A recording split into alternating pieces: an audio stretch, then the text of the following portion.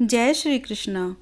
आज हम भागवत पुराण के प्रथम स्कंद का नारद जी के पूर्व चरित्र का शेष भाग नामक अध्याय श्रवण करेंगे। आशा करती हूँ आपने इससे पहले के सभी अध्याय ध्यानपूर्वक श्रवण किए होंगे। आइए कथा जारी रखते हैं। नारद जी के पूर्व चरित्र का शेष भाग। श्री सूत जी कहते हैं, शौनक जी, देव ऋषि नारद के जन्म और साधना की बात सुनकर सत्यवती नंदन भगवान श्री व्यास जी ने उनसे फिर यह प्रश्न किया। श्री व्यास जी ने पूछा, नारद जी, जब आपको ज्ञान उपदेश करने वाले महात्मागण चले गए तब आपने क्या किया?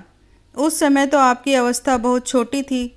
आपकी शेष आयु किस प्रकार व्यतीत हुई और मृत्यु के समय आपने किस विधि से अपने शरीर का परित्याग किया? हे देव ऋषि, काल तो सभी वस्तुओं को नष्ट कर देता है। उसने आपकी इस पूर्व कल्प की स्मृति को कैसे नाश नहीं किया? श्री नारद जी ने कहा, मुझे ज्ञान उपदेश करने वाले महात्मागण जब चले गए तब मैंने इस प्रकार अपना जीवन व्यतीत किया। यद्यपि उस समय मेरी अवस्था बहुत छोटी थी। मैं अपनी माँ का इकलौता लड़का था। एक तो वह स्त्री थी, दूसरे मूढ़ और तीसरी दासी। मुझे तो इसके सिवा और कोई सहारा नहीं था। उसने अपने को मेरे स्नेह पाश से जकड़ रखा था। वह मेरे योग क्षेम की चिंता तो बहुत करती थी, परंतु पराधीन होने के कारण कुछ कर नहीं पाती थी। जैसे कठपुतली नचाने वाले की इच्छा के अनुसार ही वह नाचती है, वैसे ही यह सारा संसार ईश्वर के अधीन है। मैं भी अपनी माँ के स्नेह बंधन में बंधकर उस ब्राह्मण बस्ती में ही रहा। मेरी अवस्था केवल 5 वर्ष की थी। मुझे दिशा, देश और काल के संबंध में कुछ भी ज्ञान नहीं था। एक दिन की बात है, मेरी माँ गाय दोहने के लिए रात के समय घर से बाहर निकली। रास्ते में उसके पैर से सांप छू गया। उसने उस बेचारी को डस लिया। उस सांप का क्या दोष? काल की ऐसी ही प्रेरणा थी। मैंने समझा, भक्तों का मंगल चाहने वाले भगवान का यह भी एक अनुग्रह ही है। इसके बाद मैं उत्तर दिशा की ओर चल पड़ा।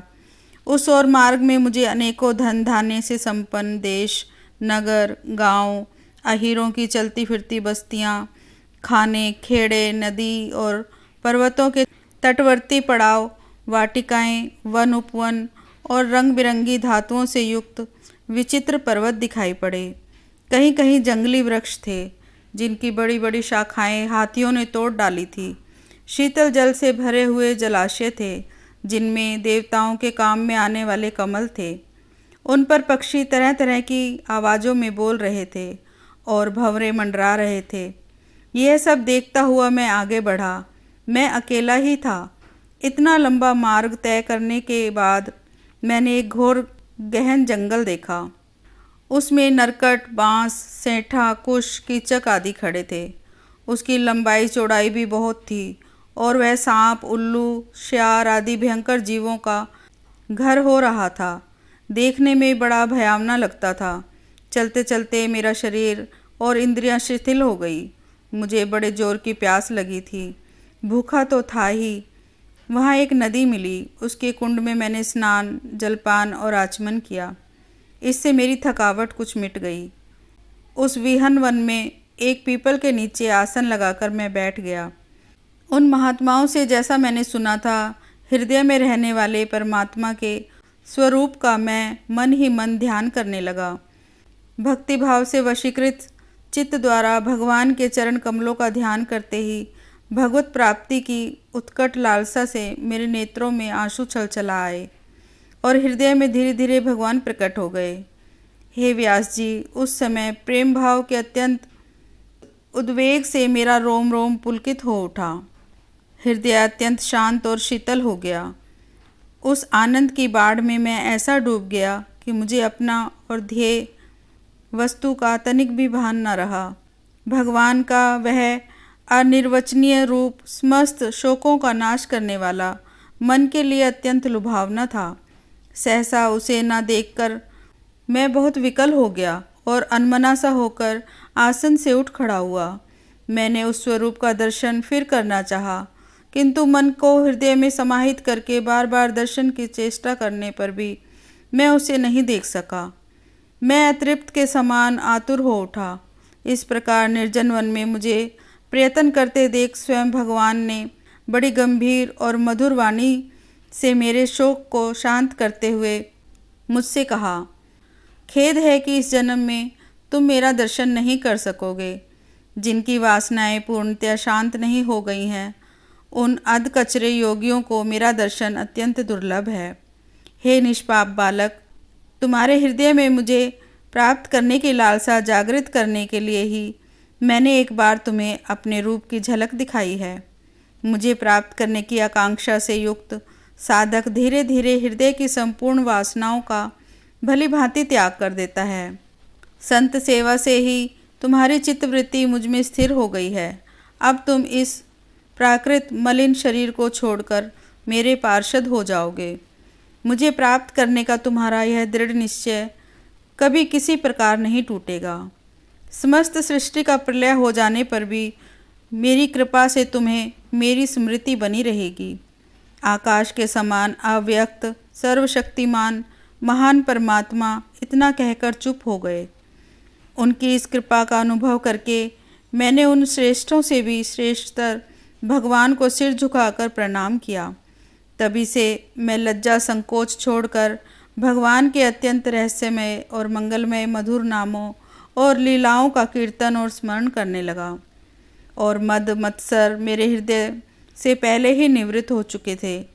अब मैं आनंद से काल की प्रतीक्षा करता हुआ इस पृथ्वी पर विचरने लगा। हे व्यास जी, इस प्रकार भगवान की कृपा से मेरा हृदय शुद्ध हो गया, आसक्ति मिट गई और मैं श्री कृष्ण परायण हो गया। कुछ समय बाद जैसे एकाएक बिजली कौंध जाती है, वैसे ही अपने समय पर मेरी मृत्यु आ गई। मुझे शुद्ध भगवत पार्षद शरीर प्राप्त होने का अवसर आने पर प्रारब्ध कर्म समाप्त हो जाने के कारण 5 भौतिक शरीर यह नष्ट हो गया। कल्प के अंत में जिस प्रकार भगवान नारायण प्रलयकालीन समुद्र में जल में शयन करते हैं, उस समय उनके हृदय में शयन करने की इच्छा से इस सारी सृष्टि को समेटकर ब्रह्मा जी जब प्रवेश करने लगे, तब उनके श्वास के साथ मैं भी उनके हृदय में प्रवेश कर गया।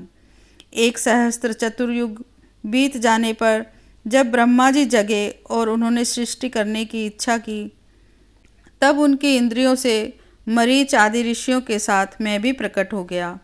तभी से मैं भगवान की कृपा से बैकुंठ आदि में और तीनों लोकों में बाहर और भीतर बिना रोक टोक विचरण किया करता हूँ। मेरे जीवन का व्रत भगवत भजन अखंड रूप से चलता रहता है। भगवान की दी हुई इस स्वर ब्रह्म से विभूषित वीणा पर तान छेड़कर मैं उनकी लीलाओं का गान करता हुआ सारे संसार में विचरता हूँ।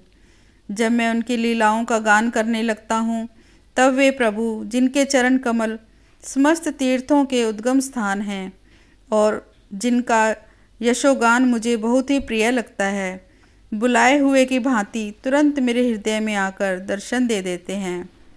जिन लोगों का चित्त निरंतर विषय भोगों की कामना से आतुर हो रहा है, उनके लिए भगवान की लीलाओं का कीर्तन संसार सागर से पार जाने का जहाज है। यह मेरा अनुभव है। काम और लोभ की चोट से बार बार घायल हुआ हृदय श्री कृष्ण की सेवा से जैसी प्रत्यक्ष शांति का अनुभव करता है, यम नियम और योग मार्गों से वैसी शांति नहीं मिल सकती। हे व्यास जी, आप निष्पाप हैं। आपने मुझसे जो कुछ पूछा था वह सब अपने जन्म और साधना का रहस्य तथा आपकी आत्मतुष्टि का उपाय मैंने बतला दिया। श्री सूत जी कहते हैं, शौनक आदि ऋषियों देव ऋषि नारद ने व्यास जी से इस प्रकार कहकर जाने की अनुमति ली और वीणा बजाते हुए स्वच्छंद विचरण करने के लिए वे चल पड़े।